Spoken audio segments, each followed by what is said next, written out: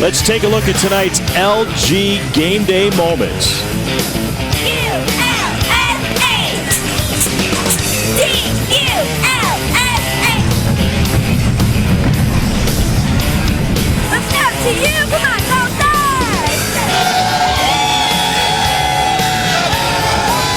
Watch more LG Game Day moments every Saturday on CBS Sports. Aaron, the headlines in college football keep churning on an upset Saturday. Cal's Javid Best is injured, and Cal is struggling in their game against Oregon State. Stanford with a big offensive day hammered Oregon 51-42. As we get later into this game, I want us to kind of take a stab at what this means for the bowl picture. Specifically, with Iowa's loss and now Oregon's loss, the Rose Bowl went from a marquee matchup to a head-scratcher. Yeah, the Pac-10 is going to be kind of up for grabs right now, as well as the Big Ten. Iowa and Ohio State tied for the Big Ten lead and both control their own destiny going into next week's game. It's going to be very interesting. This is the time of the year that not only the Heisman's won and lost, but championships are won, and this is going to be a very interesting race as we finish out November. Damaris Johnson couldn't get underneath that pass from Kenny. It brings up a 4th and 5, and the Tulsa punting team on. That's a first miss for Kenny tonight in 5 attempts.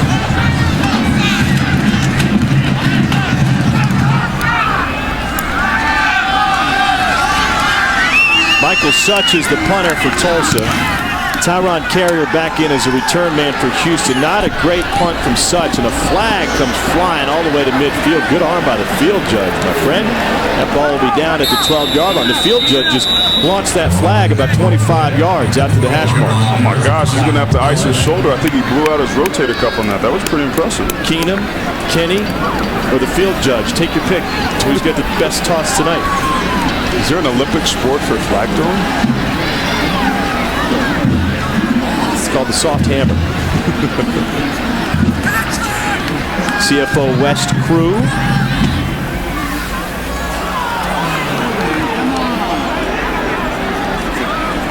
Obviously, he's been eating his carrots as well. If you could see a holding call from 30, 40 yards away. It's Avery Fields with the call. Up, they had it backwards.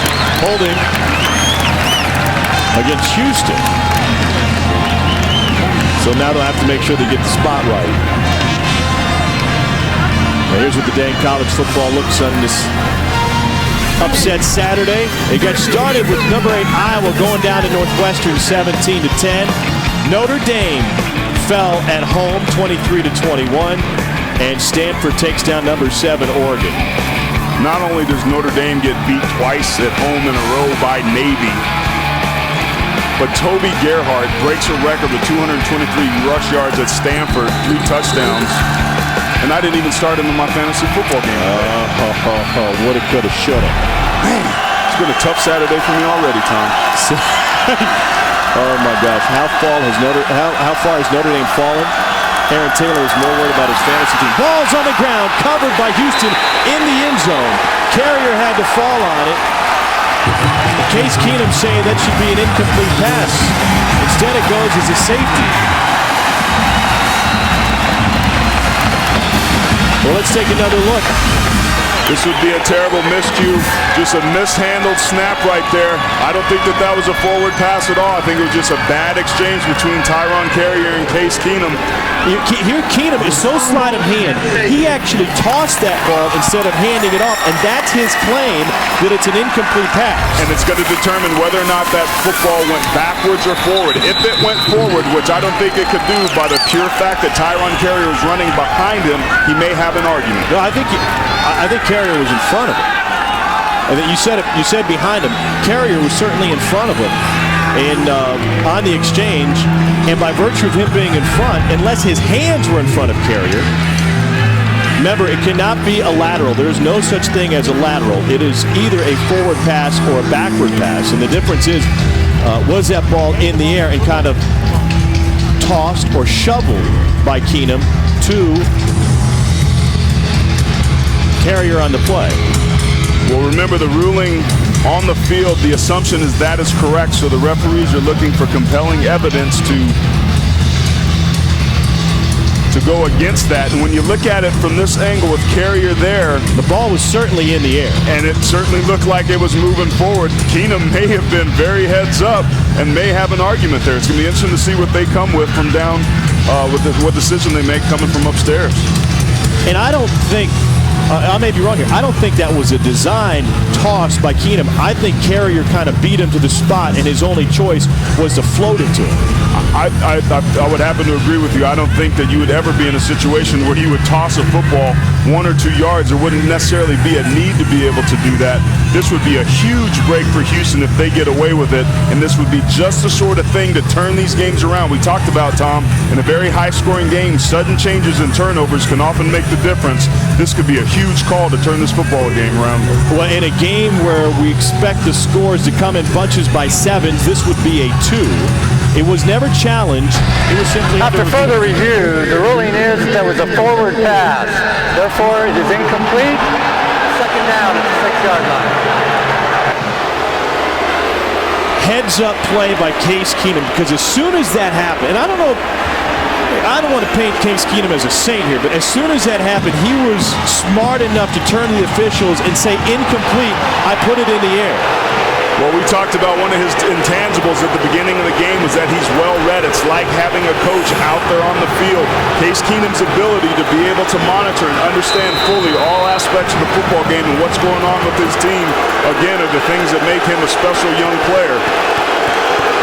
That was a huge break for Houston. The home crowd saw the replay on the video board. I don't think they saw a good angle because we believe it was the right call to overturn it. Keenum over the middle. This is Edwards, and what a difference a play makes. They go from a 2-point swing to about a 40-yard gain.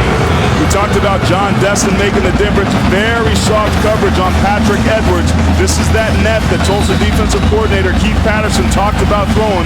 We're going to bend but not break. Let them catch stuff in front of us, but not let them get behind us. Tough to catch a Cougar with a net. Here's Bryce Bell off the left side, and he picks up 3 yards. I mean, he picks up more than 3. Let's leave second at about 6. So that tuna fishing here, Aaron. You're trying to slow down one of the nation's best offenses. There's no question it's not an easy thing to do when you're looking at the body language right now of Tulsa. They seem to be sulking around. Seems like this Houston offense has gotten invigorated. These players cannot let that deflate their sails. Keenum over the middle against the zone. This is Cleveland, and Cleveland with the first down. We talked with Tulsa, and the coaches told us that Houston knows we're going to be running zone. Keith Patterson said we have to be able to mix our coverages up enough, and we've got 7 to 8 different coverage concepts. So far, it looks like Case Keenum has figured them all out. This is Chaz Rodriguez, who muscles his way forward. And that will be about a gain of 8. Yeah, and what he was talking about was trying to move up and disguise some of the things that they were doing. They know that Case Keenum's going to have seen everything that they could be able to throw at him, but if you get him off balance, bring people, show him a different look prior to the snap than what you actually play with, which is something that they did last week versus SMU and did a pretty good job against their backup quarterback. They could hope to have some success, but not many people this year at all have ever held this offense back. Keenum, incomplete. Sims may have gotten in his way that time as he was trying to find Cleveland. And Keenum talking with James Cleveland about adjusting on his route. 3rd and 2. See Tulsa making some adjustments on defense, trying to get some fresh bodies in there, maybe some bigger bodies expecting a run on 3rd and short.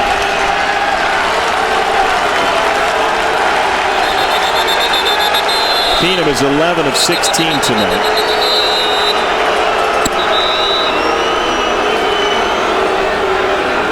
Tulsa uses a timeout, their second of the first half, as they set up. Timeout. Tulsa.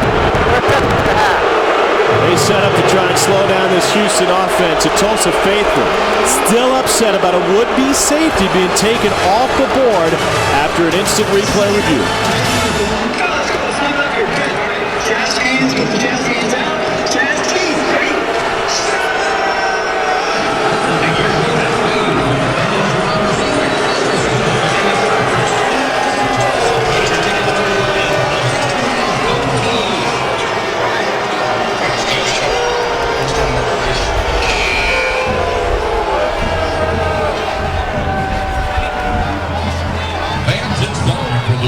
goes Fiesta Road.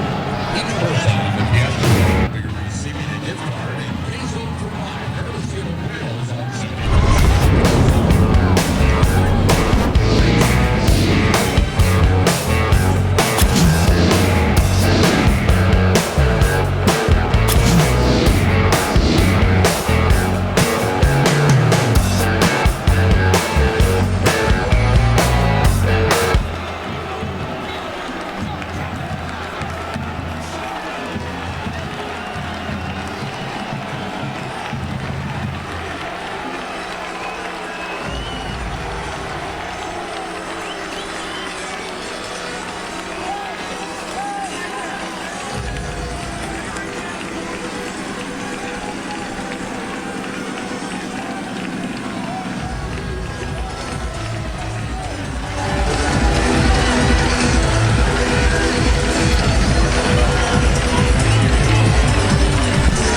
Tied at 14, 13:03 to go in the second quarter in a battle for the Conference USA West Division race. Todd Graham and his Tulsa Golden Hurricane, along with defensive coordinator Keith Patterson, need a stop here.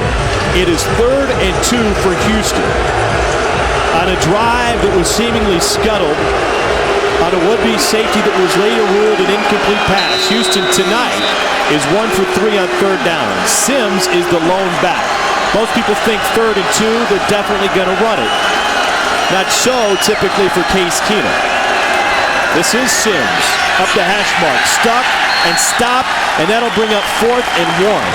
And if you're Houston, it's 4-down territory. I mean, you've got one of the best offenses in the nation. James Lockett comes up and makes a stop. He's going to have to do it again. They're quick tempo out of the shotgun, 4th and 1 now. And timeout. Tulsa. Timeout. Tulsa, their 3rd and final timeout of the half. 30-second timeout.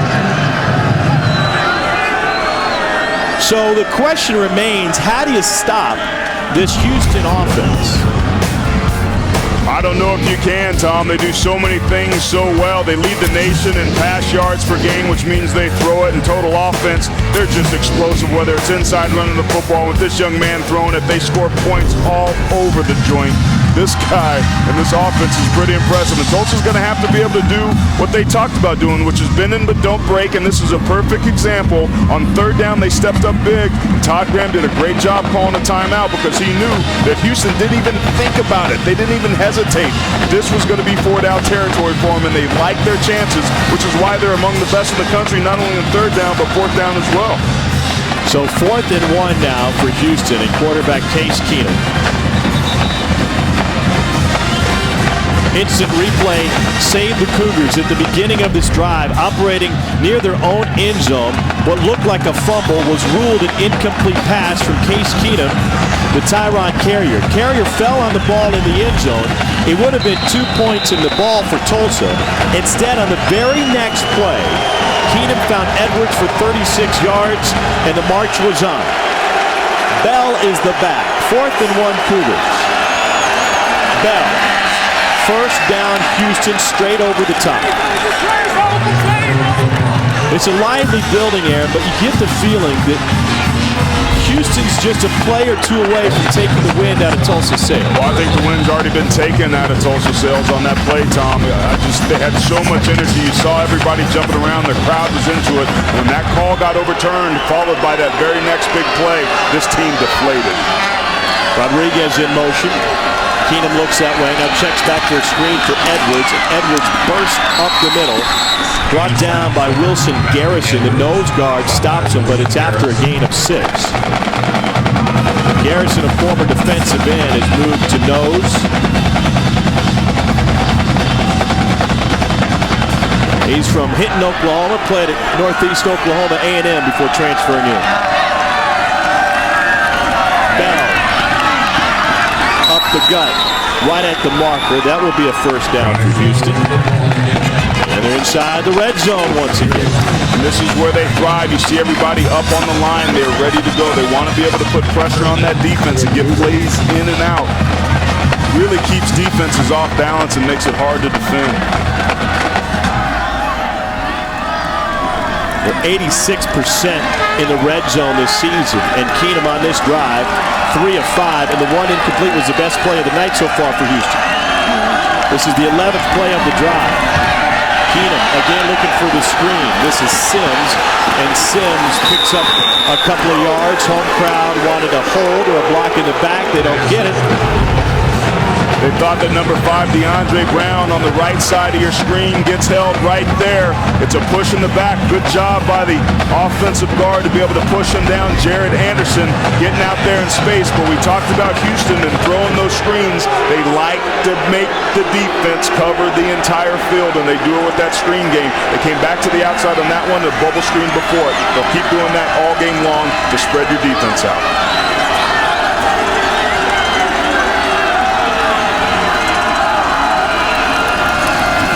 Quick strike to the outside to Carrier.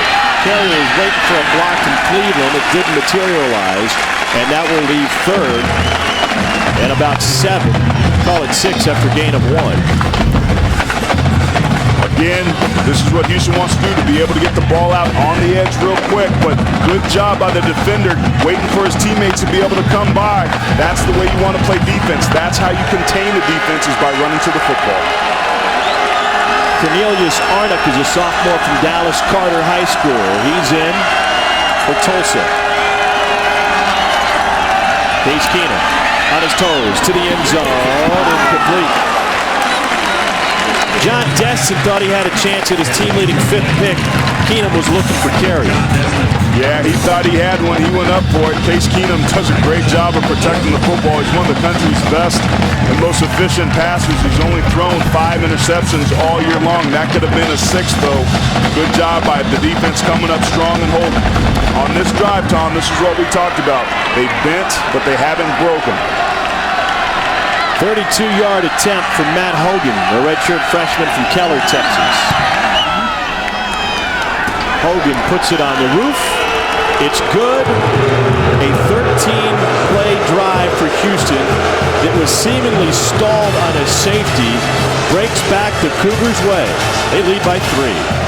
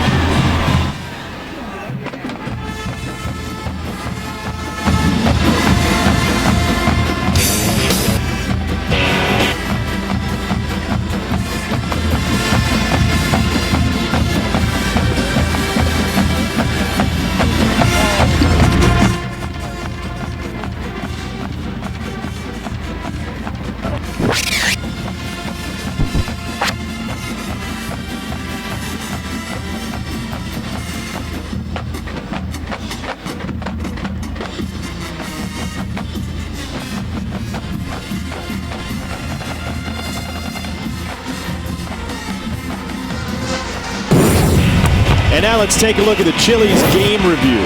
Well, Tulsa got on the board first, giving the ball to Clay up inside, and the Wildcat, in case Keenum responds, hitting James Cleveland on a short pass, and then poor tackling, quick dump, and yards after the catch.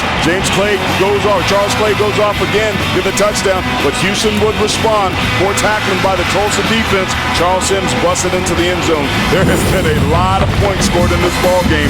Defense are going to have to start tackling because they're going to be out there a lot tonight. But that was a huge drive or a huge stop by that Tulsa defense. That's the way you got to be able to get some confidence back in your team on such a powerful offense, particularly Houston that does such a good job when they're down in the red zone, Tom. Those are the types of plays where you can come back to the sideline after having the ball go down, after that poor call that you and your fans didn't like, to be able to come back and have some confidence and feel good about yourself. A big stop for the defense. Aaron, Case Keenum already has 197 yards passing. Out to the 27-yard line goes Demaryius Johnson. Let's take a look at the Bud Light Stat six-pack. There is 10:25 in the first quarter, and Houston has thrown for 197. G.J. Kinney, no slouch, has gone for $130. We have over 400 yards of offense already, and we're still not even dipping into the second quarter. I have a feeling this is going to be a very high-scoring offensive game that's explosive, but a team that can avoid the mistake typically wins a back-and-forth ball game like this. I hope you packed a cooler. Willie Carter is in the backfield for Tulsa with play. Carter takes a handoff from Kinney, finds some room around the corner, and the first carry for Willie Carter goes for a gain of 14. Nice play by Carter, the freshman from Puckett, Texas. This is just a power where you pull both your guards play side and try and surround the defense. Carter's a pretty fast guy and leaves his blockers behind, but the design, intention of the play worked. They got to the edge and got the first down. Play lines up behind Kinney here. Play action. Trying to go deep down the middle. Incomplete. Slick Shelley took a pop. He was lit up by Nick Sines, and Shelley slow to his feet. And he heard the footsteps. I think that's why he short-armed this one. I would absolutely agree. He knew what was coming. Great job by Kinney putting the ball right in his hands. Shelley was unable to hold on to it. You know you're going to take a pop. You have to be able to focus right there. He took his eyes off the football and was keeping his eyes on the safety, number 41, Nick Sines. And that's why when you don't concentrate, you don't come up with a football. And those are the things that as an offense kill you when you have the opportunity to be able to move the football and you don't because of a lack of concentration. It wasn't just Sines. The safety Blackman also got him. He was pinball between Sines and Blackman, so Shelley helped to his feet. Slick Shelley transferred from Tennessee. Last season, Shelley had 8 touchdowns for Tulsa. Guess how many touchdowns Tennessee wide receivers had combined last year? 8. The same number. And that's not such an issue today for the Tennessee Volunteers, who are rolling in a non-conference game. My thing is, man, you're going to get hit either way. Your mind's going to catch it, right? That's spoken like an offensive lineman. Kinney swings it out to Johnson. Demaryius Johnson takes it past midfield and down to the 48-yard line. Tyrell Graham was downfield for the stop. Tennessee's beating Memphis 42-7 tonight. Poor Memphis. They've had a rather difficult year, I would say. Jamad Williams, right side, gathered by C.J. Cavness, the fifth-year senior out of Santa Fe, Texas. Cavness is one of those guys who's racking up big-time numbers. 17th in the nation with 10 tackles a game against SMU. He had 18 tackles, 2 fumble recoveries. Both of those came inside the 5-yard line. Credited with a sack and a half, and he also forced a fumble. One of the few veteran leaders of that football team on the defensive side of the ball. They've been doing it with smoke and mirrors with so many true freshmen playing. It's nice to have somebody that you can rely on, and C.J. Cavness, both a great football player and a tremendous leader. Blitz is on for Houston. Kenny tucks it and runs. Flag on the play. This will all be for not likely for Kenny, who's dragged down from behind by his speedy Marcus McGraw from his Mike linebacker position. But somebody on that Tulsa O-line got caught with a fistful of jersey. Just like a big guy to have his hand in the cookie jar. Number 76, 10-yard penalty from the previous spot. Replay, second down. That's senior Kurt Puckett making his 37th career start, 30th straight. Keep your eye on the right guard right here. Kurt Puckett He's got his hand a little bit on that jersey. They call it. They thought that made an impact on the play, allowing G.J. Kinney just enough to be able to get through. My judgment, that was kind of a ticky-tack call. You could pick probably a lot better plays to be able to call holding on that, but those are the things you have to be able to avoid. We talked about Kinney's ability to make the feet. That unfortunately brought back a great play. A 40-yard difference instead of a gain of 30, a loss of 10. Underneath to DeMaurice Johnson, pushed out of bounds by senior Brandon Brinkley. 17-14, Houston in front. Tulsa, thus far, has kept pace with Houston offensively. But here's a big 3rd and long coming up for G.J. Kinney and company. Neither of these teams have been impressive tonight on 3rd down. This would be a huge play to get the momentum and keep this drive going for Tulsa. Kinney dropped from behind. It's Tyrell Graham with Houston's 2nd sack of the night. Both times they brought extra men on 3rd down, and it's paid off. Tyrell Graham, such a good runner, just coming off the edge, off the left side of your screen right there. He's the leading sacker for the Houston Cougars and one of the veterans up front. Had 3.5 sacks coming in this game, 4.5 for him tonight after that one. What a tremendous pass rusher. He's a rush specialist. It comes up big for the Cougars defense. Low snap handled by Such. Kick sails out of bounds, and we'll wait and see how far up the line they march to mark this punt. With a 3-point lead, Case Keenum and company. We'll be back at it when we return.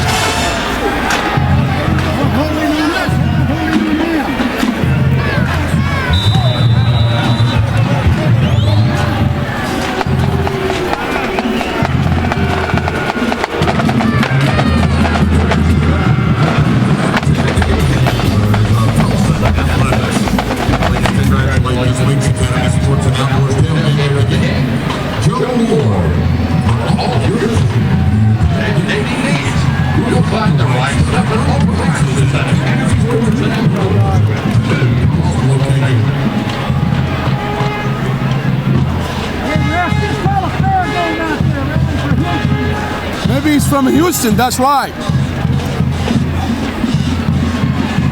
How about them holding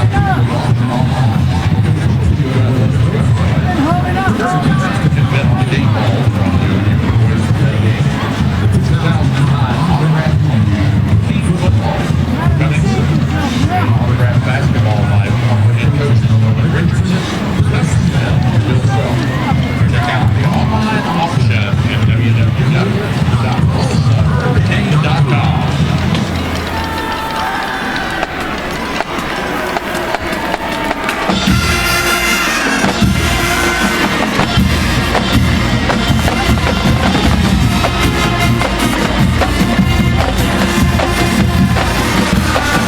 Early in this game, the pressure was on Houston quarterback Case Keenum. That has turned around now. We want you to do something.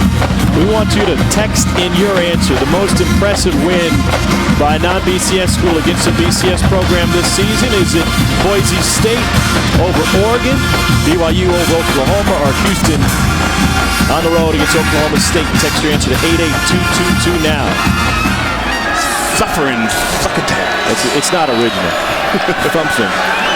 1st and 10 for Case Keenum.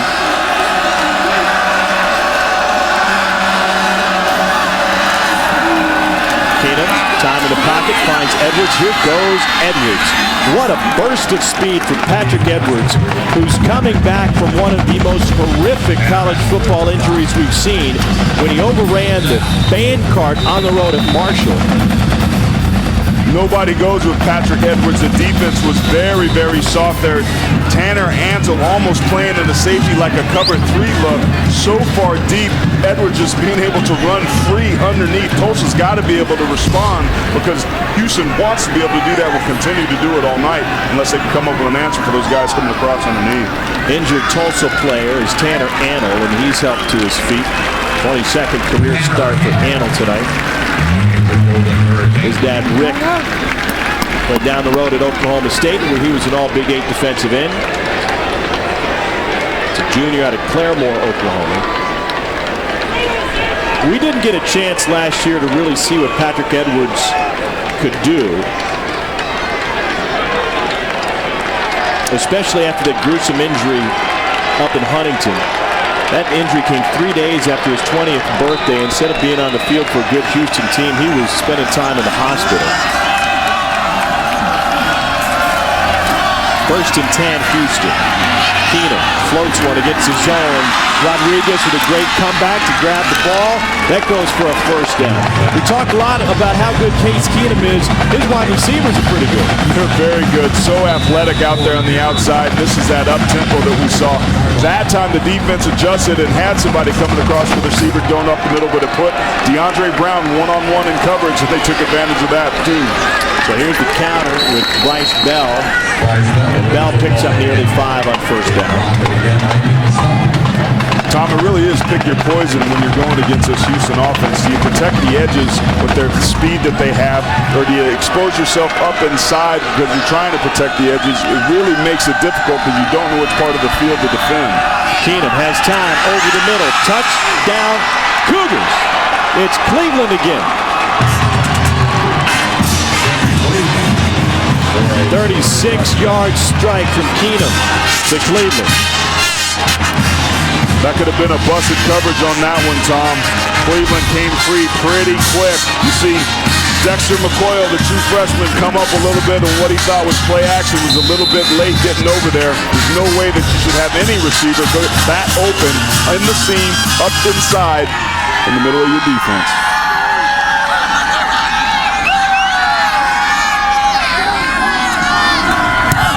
Hogan puts it through. Just a moment ago, this game was tied at 14.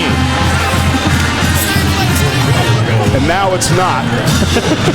And Houston offense is starting to take away with it, and you can kind of feel, even up here in the booth, the energy of this stadium go down. And I'm looking down at the sidelines of Tulsa. A lot of guys are walking around. The defense looks a little bit tired. Their heads down a little bit. They can't afford to have a letdown here. Not against Houston's offense. James Cleveland has been his best against the best so far this season. Here's a guy who was freshman All Big Ten performer at Iowa, transferred to Trinity Valley Community College after the season, was a all-conference performer at Trinity Valley, and then transferred to Houston, and now he's one of the best in the nation. And we just saw an example of his energy, and the coaches told us, here's a guy who goes up and down the sidelines, yelling at the defense, in the middle of the special team huddles, trying to get everybody fired up.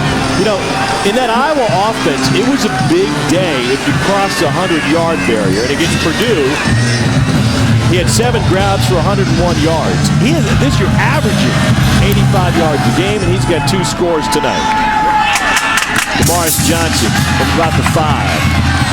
Johnson spun around with a 20-yard return, and that will set the stage for G.J. Kinney. Don't forget, coming up in the game, we'll have the Home Depot Tools to Victory. We have already seen 537 yards of total offense tonight. Houston's responsible for the bulk of it, but G.J. Kinney has led Tulsa to 181 yards with 6:37 to go in the second quarter.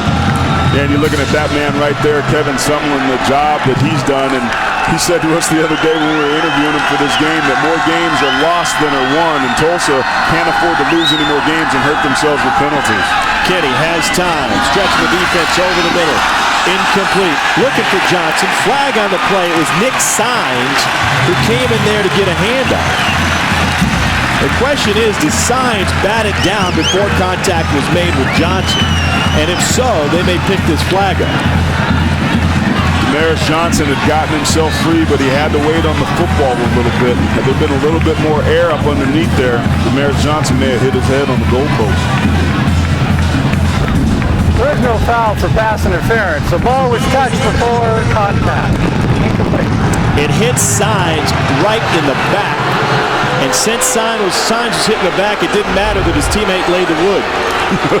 No, it did. It's off the play action again. Kenny sets his feet, throws a rocket, but he needed to put a little bit more air up underneath it. Safety's running with him deep. He's such a good player. Phillip Stewart from the linebacker position getting up with him. Here's the option pitch to Charles Clay, and Clay forced to the sidelines by Brinkley. I thought it hit Signs. It actually hit Stewart in the back, who had the coverage that time. What both of these offenses are trying to do, Tom, is isolate their wide receivers on linebackers. Both of them do a great job of getting one-on-one matchups and making linebackers run with Damaris Johnson. That's not a fair fight.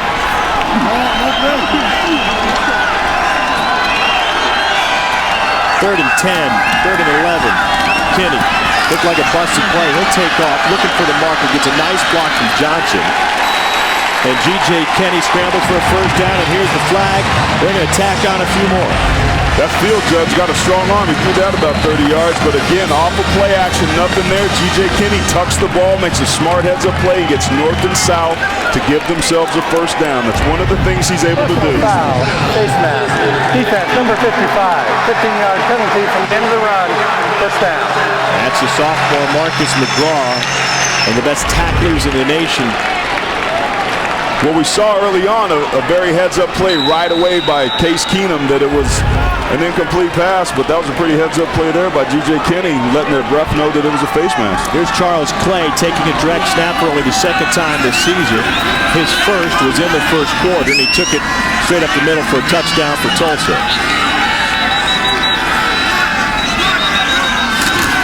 Clay tries to get to the corner. He'll carry a guy, and that'll be a gain of 4 on first down. Philip Stewart with the stop. So we see a lot of teams obviously run the Wildcat formation, or whatever their call is, whatever their nomenclature may be. Does that take away from the routine that a quarterback can get in? I don't think so, especially if they know it's coming and it's one play here, one play there. G.J. Kinney seems to be in the game. If it were multiple plays in a row, I think that could disrupt the rhythm, but not that much for a quarterback if it's just one play. Opie Sheeton put the ball on the ground, and it looks like he fell on it. Marcus McGraw was there to strip it.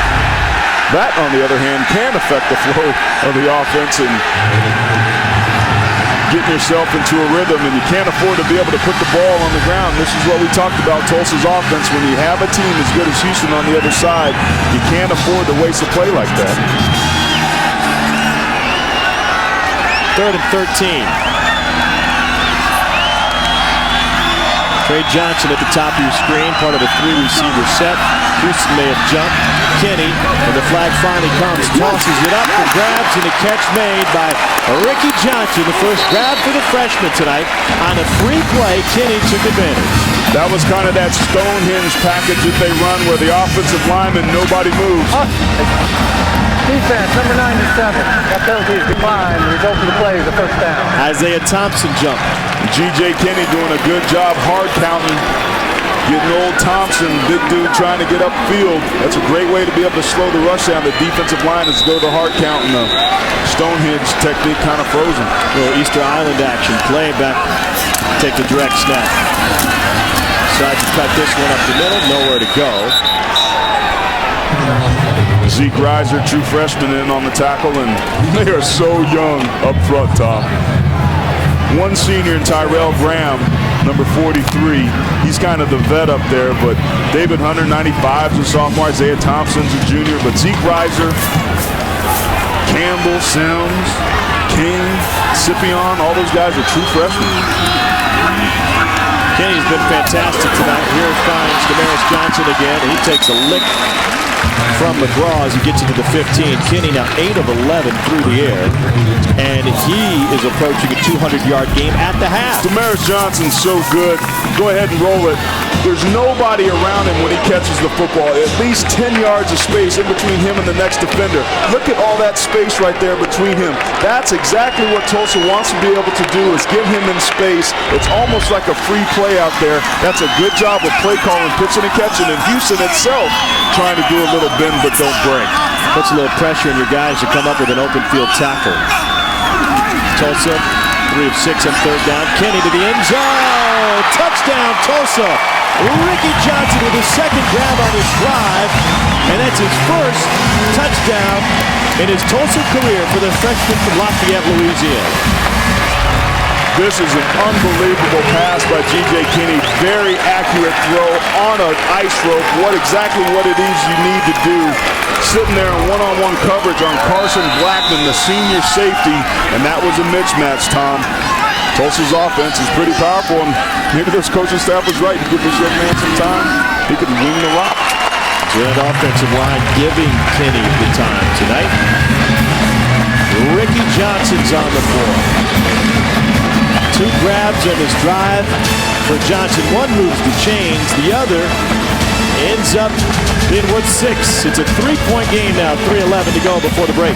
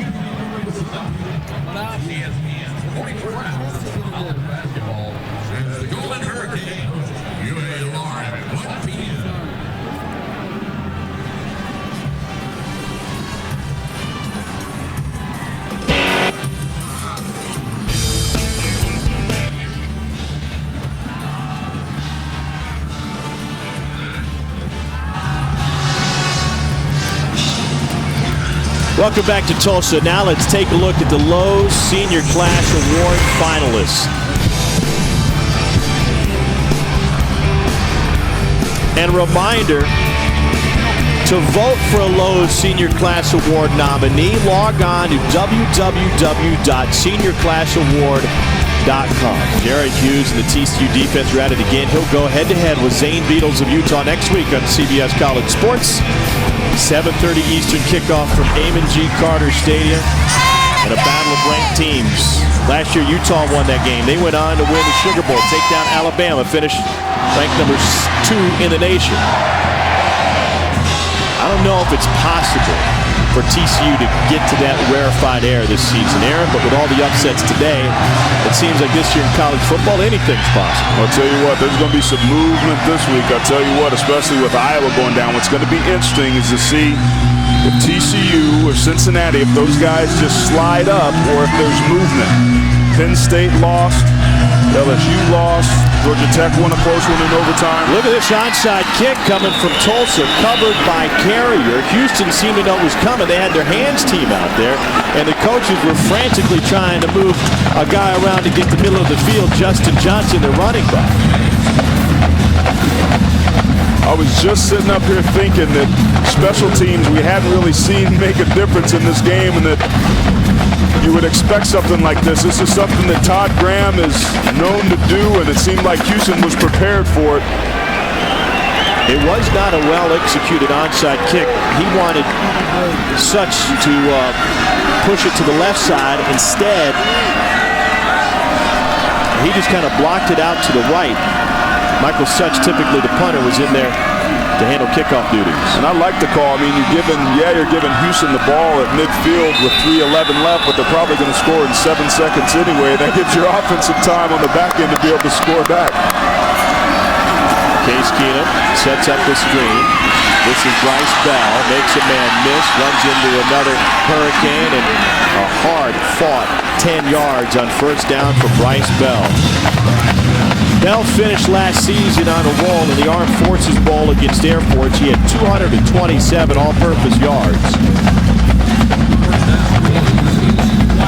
He was the first freshman in Houston school history to go over the 1,000-yard mark on the ground, and the Conference USA Freshman of the Year. Replaced now by Sims, and Sims takes it up the middle for 2.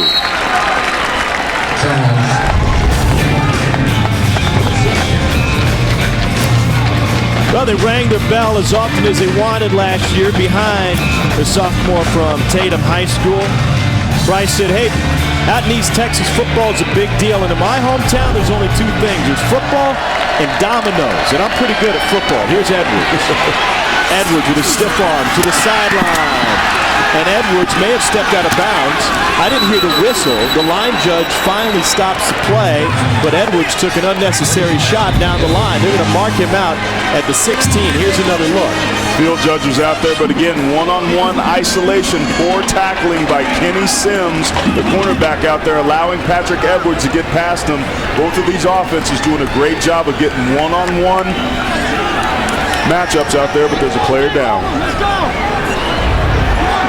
Well, Edwards took a shot that may have been unnecessary at the end of that play. Tough to see the number from this angle. Chris Nerio out tending to the injured Hurricane. And the Tulsa training staff, 2:13 left before the half. Already 45 points combined in this game. Last year, these teams combined for 1,142 yards. Corey Doris on his feet. So far in the first half, we've seen 496 yards through the air. Tulsa last year against UTEP went for 799 yards. They're not going to get there tonight, but combined, we're seeing some offense. Keenan has had 2 fantastic first halves. Last week against the Golden Eagles, he threw 3 touchdowns at 300 yards. Tonight he's at the 300-yard mark with a pair of touchdowns. And it's not like he hits a wall in the second half, folks. Keenan has the ball in his hands. Nobody knows it. And on play action, he floats one to the end zone and incomplete. It is not a rarity for Case Keenum to put up a 300-yard game. It seems like this guy does it every time out. 21 times in his career. That's better than Kevin Cobb. 17, better than David Lingland, better than Andre Ware. And those 2 guys ran the run and shoot. This young man's only a junior, and he's been doing it for so long. And the longer he stays in the offense, the better he gets. He's such an explosive ball player. Here's Bell. Bell took a shot from Tanner Antle, and Antle brings him down after a gain of maybe 4.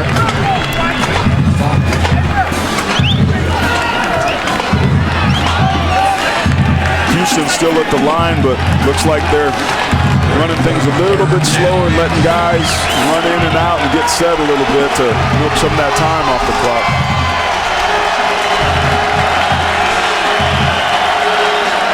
Necessary for Tulsa to come up with a huge stop down here. Houston's so good in the red zone, but this would be a great way for them to have another thing that they can feel good about. Remember, it's about not stopping this offense, but containing it. 2 drives ago, they held him to a field goal. Ball came loose. Tulsa football. Sims popped it up after he took a shot. And Tulsa, with a minute and 11 to go, gets a recovery from James Lockett.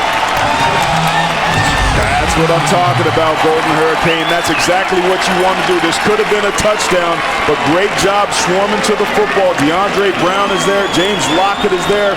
Dexter McCoyle, the freshman's running up on the tackle. Those guys are all flying around the football. Count the red jerseys and gold helmets around this football. That's what you want to be able to do. DeAndre Brown was the first player there. Does a great job of separating Sims from the football. It's the first turnover of the night.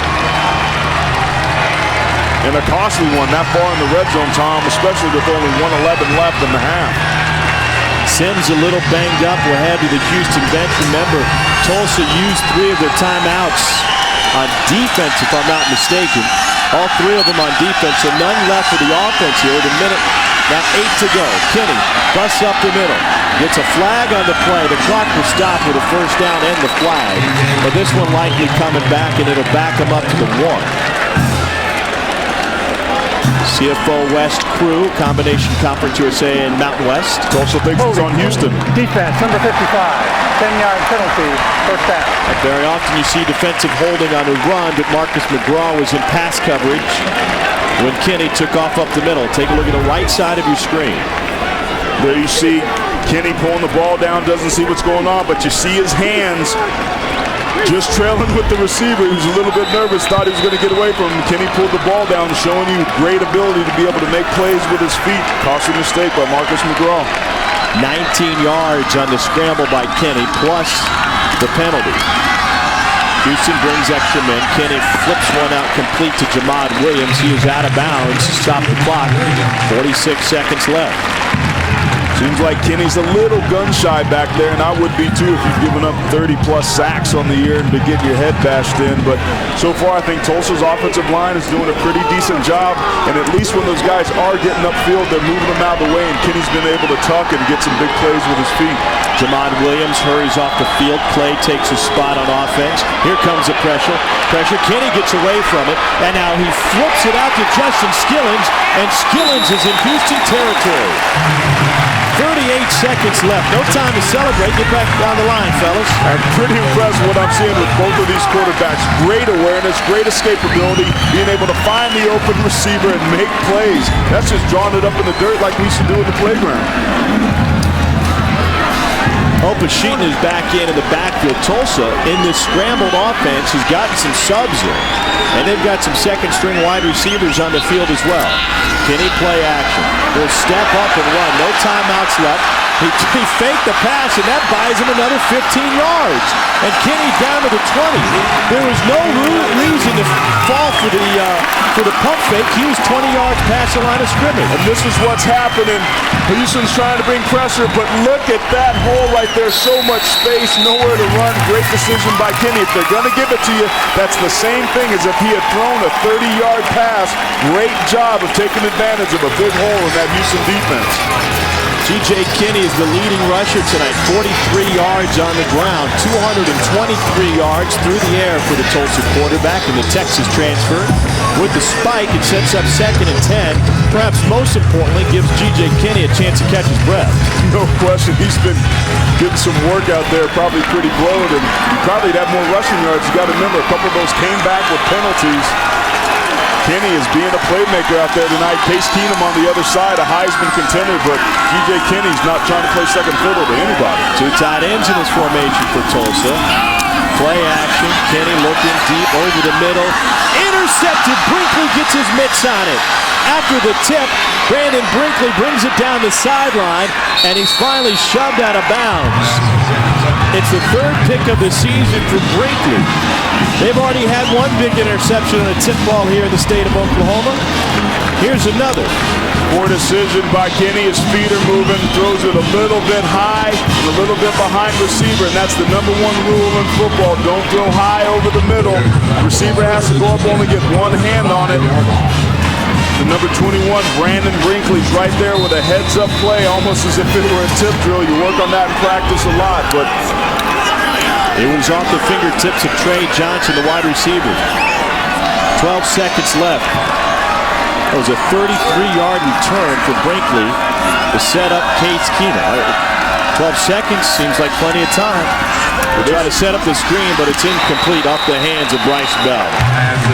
Coming up at the half, we'll send you back to New York City, back inside the Inside College Football Studios. Adam Zucker and Brian Jones standing by to break down all the upsets in college football today. Scores and highlights from around the nation, including LSU at Alabama, Ohio State at Happy Valley. And what in the world happened to Aaron Taylor's Notre Dame Irish? See, man, the fight is gone. Why you got to go there? Draw play. Bell makes a couple guys miss. Doesn't pick up the first down. Houston has a timeout if they want it. They will not use it, and that will bring the first half to a close. With our score, 13th ranked Houston, 24. Tulsa, 21. After the break, we'll send you back to New York in the Inside College Football Studios. Tulsa this season has been fantastic in the second half, and it's a 3-point game at the break. You're watching the CBS College Sports Network.